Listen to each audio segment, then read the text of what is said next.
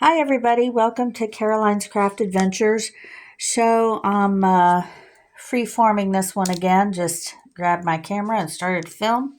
So I wanted to show you what happened when I put the glue on this paper, this freezer paper. I have a different video that I showed you where I taped down the freezer paper. And these are napkins. And I put down the Mod Podge first, and with a little bit of instant coffee added to the water. And then these were the tops of the napkins that I used. These little pieces were the second and third layers. So you can kind of see a little bit of this print on here.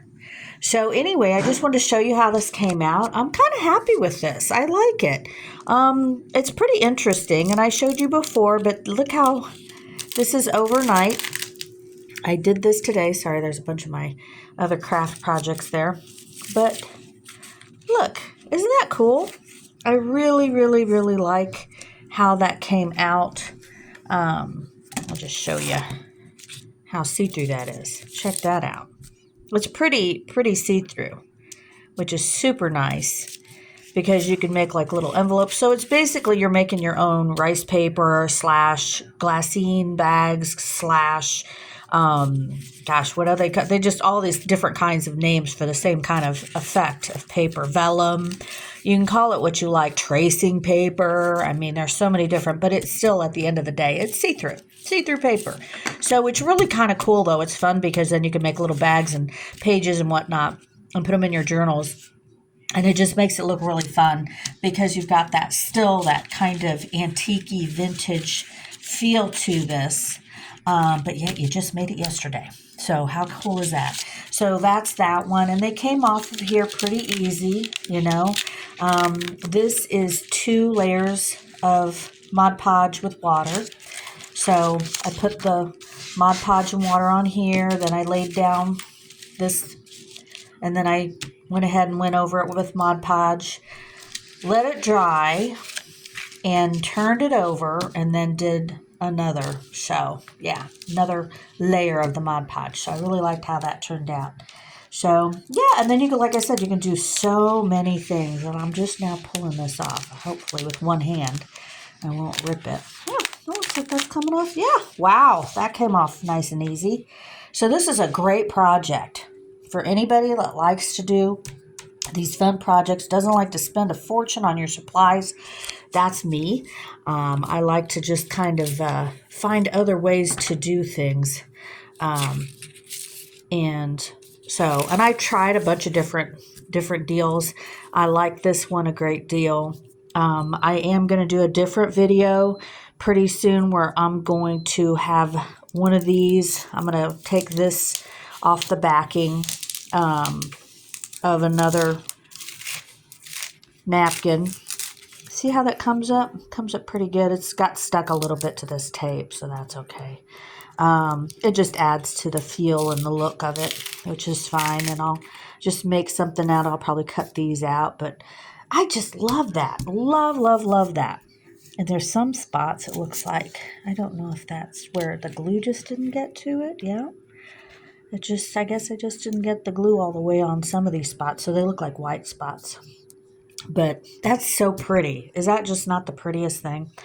And then I did another little quick project that I had while I had the coffee out, the coffee in a glass, and I did some of this too. I had some of the seam binding. If you ever see that when you're out somewhere at a sale, pick it up, and then you can dye it whatever color you want. But I did mine coffee stained, literally coffee stained. I just used what I had left over of the coffee water and just threw this in there and let it sit for like 20 hours or what have you. And here it is. It's all nice and dry, and it's ready. I think I probably will... I might do something else with it. Maybe I could stamp it. Look how wide that is. I could stamp this. That would be pretty. I could iron it and then add something else on top to it. I've seen a cool idea that I really liked. I saw it on a journal. I thought, hey, maybe I could do this. Like, see this, how long this is?